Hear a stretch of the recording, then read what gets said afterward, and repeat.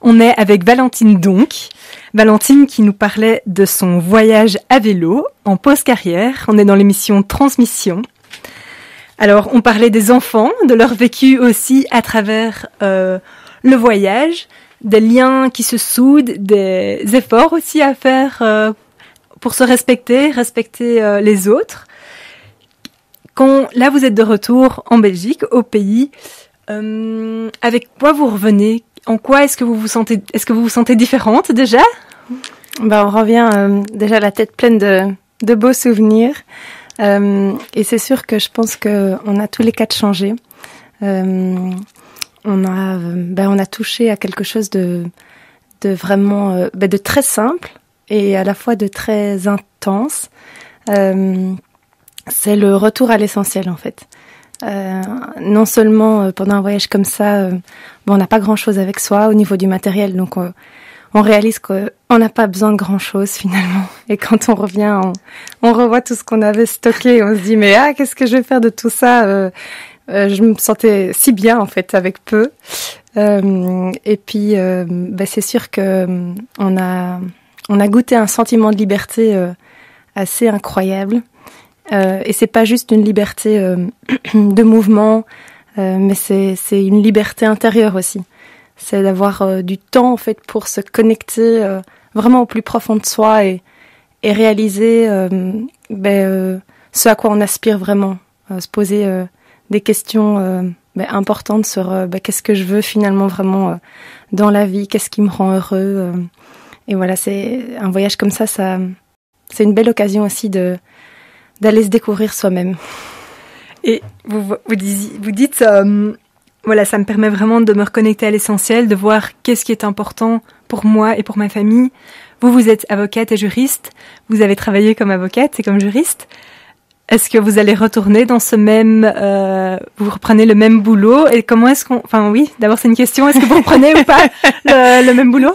Alors oui, mais bon, après pas pour, dans ce cas-ci, très longtemps puisqu'il y a un petit troisième en route. Mais j'avais déjà dans l'idée de... Voilà, je m'épanouissais plus autant dans ce boulot et cette année de voyage m'a permis de vraiment un petit peu réfléchir à tout ça, sans non plus être obnubilée par la question, mais à laisser venir un peu les idées et me rendre compte de ce qui me rend vraiment heureuse. Je voudrais passer plus de temps dehors, déjà en contact avec la nature. Ça, c'est vraiment, après avoir vécu un an comme ça, dehors, en fait, tout le temps, tous les quatre, je pense qu'on a vraiment réalisé à quel point ça nous fait du bien, à quel point on se sent bien entouré de cette nature. Et du coup, passer moins de temps derrière un ordinateur. Ça, c'est quelque chose d'assez évident maintenant. Oui, donc ça, c'est des petites choses que vous avez envie de mettre en place. Est-ce que... Bon, là, vous êtes rentré il y a une semaine, donc c'est encore tout frais. Est-ce que vous sentez ce décalage ? Parce que vos amis, votre famille au sens plus large, est restée dans son quotidien, ou en tout cas n'est pas partie aussi longtemps. Comment est-ce que vous vivez ce décalage qui peut être positif ou négatif, mais comment est-ce que vous le vivez et en quoi est-ce que vous le sentez ? Pour le moment, c'est surtout la joie de retrouver les proches, la famille, etc. Donc, on se sent pas encore tellement en décalage.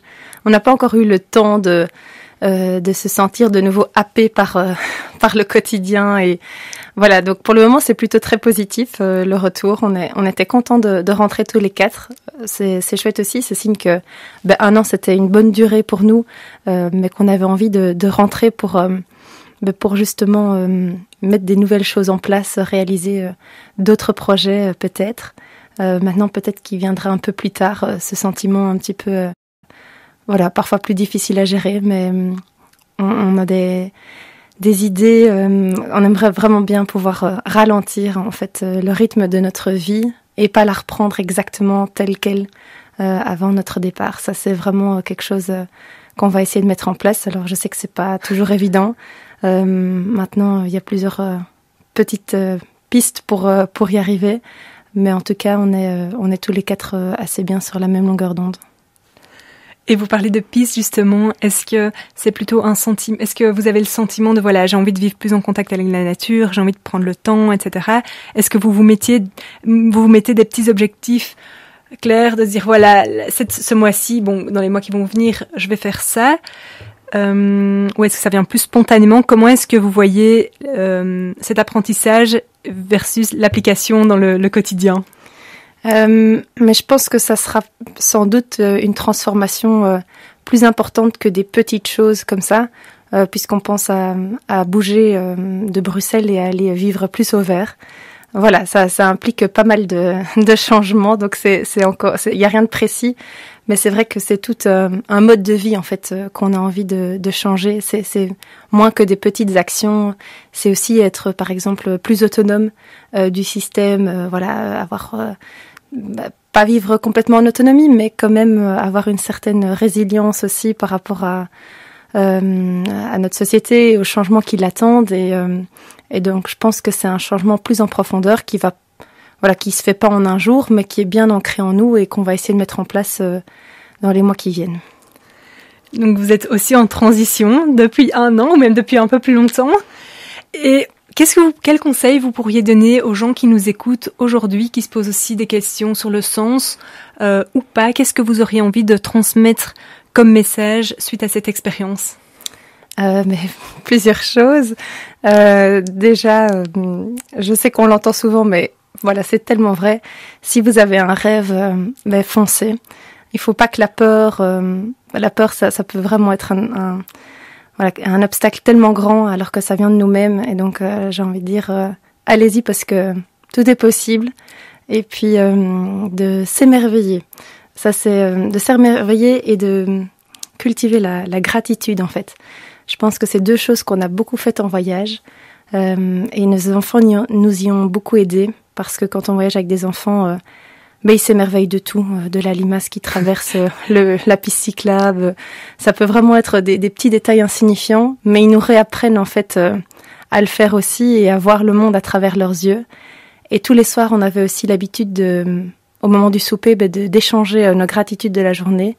Et ça aussi, je pense que c'est un chouette outil, en fait, pour se rendre compte qu'en fait, il y a plein de belles choses qui se passent en une journée, même si parfois on a l'impression que c'est tout à fait normal ou que la journée a été vraiment mauvaise. Et ça aide, en fait, à essayer d'être heureux, en fait, tout simplement.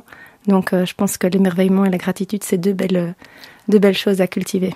Et vous parlez d'être heureux, et il y a aussi, je sais plus si c'était une conférence ou une émission, ils ont invité tous des gens qui s'estimaient être heureux, et ce qui ressortait le plus de ces personnes, c'est, je dis merci en fait pour la limace qui traverse la route, je remercie pour cette rencontre, je remercie pour cet échange, et en effet, je m'émerveille. Et là, vous parlez de la nature, j'imagine aussi que quand on est en connexion avec cette force de la nature, ça nous recharge. Mm-hmm. Est-ce que vous vous sentez, en fait, quand vous rentrez d'un voyage comme ça, épuisé, rechargé, comment vous vous sentez? Super bien. Je pense que ça pourrait pas aller mieux. Alors, je dis pas que physiquement, c'est pas parfois challengeant, que voyager avec des enfants, c'est pas toujours reposant, ça c'est sûr. Mais en fait, on est, vraiment rechargé, comme tu dis, par tellement de belles choses et par ce sentiment d'être relié, en fait, à soi-même, aux autres, à notre environnement et de faire partie d'un plus grand tout. Et tout ça, c'est magnifique, en fait. Ça donne une force et une énergie vraiment incroyable. Et est-ce que cette force, cette énergie, vous la ramenez ici, vous la distribuez à votre entourage? Oui, c'est le but, en tout cas. Est-ce que là vous allez être alors en congé de maternité, si j'ai bien compris, déjà maintenant? Non, oui, je reprends un petit peu le boulot quand même, ah oui. Histoire d'aller dire bonjour à mes collègues. Et eux, est-ce que vous avez déjà eu des retours de leur part? Comment est-ce que vous êtes encore rentrés en contact? Oui, ils sont vraiment très chouettes. On a reçu pas mal de soutien, on avait pas mal d'amis. On avait fait un petit blog aussi pendant notre voyage qui nous suivait, et donc ça c'est très très gai. Partager en fait son aventure, c'est chouette de la vivre pour soi, bien sûr. On la vit pas pour montrer quelque chose aux autres, mais c'est très gai de partager ça avec des gens, des amis, la famille qui sont intéressés par ce qu'on fait et qui et si on peut en inspirer d'autres, de franchir le pas, de se dire voyager avec des enfants à vélo, c'est tout à fait faisable, c'est même en fait un super moyen de transport qui est écologique, qui est simple, qui est peu coûteux et qui favorise les rencontres. Si on peut inspirer quelques personnes qui à leur tour en inspireront d'autres, c'est génial. Et est-ce que vous avez justement des retours d'une personne qui vous a dit mais waouh, j'ai vu cette photo, j'ai vu ce moment, ou j'ai lu cet article, parce que vous aviez aussi des échanges sur le réseau, etc. Ben, on a quelques familles là qui sont en voyage ici, là maintenant, au mois d'août, et qu'on connaissait ou qu'on ne connaissait pas avant, et qui nous ont dit qu'ils étaient partis à vélo après nous avoir vus et qu'on les avait encouragés et inspirés. Et ça, c'est trop gai pour nous de les suivre après. Et c'est vrai que en fait, ça rend tellement heureux qu'on a juste envie que tout le monde puisse en profiter, puisse vivre la même chose. Et on entend à votre voix. Hein. Mais merci pour ce partage si contagieux de vie. Vous parlez de la vie avec un grand V.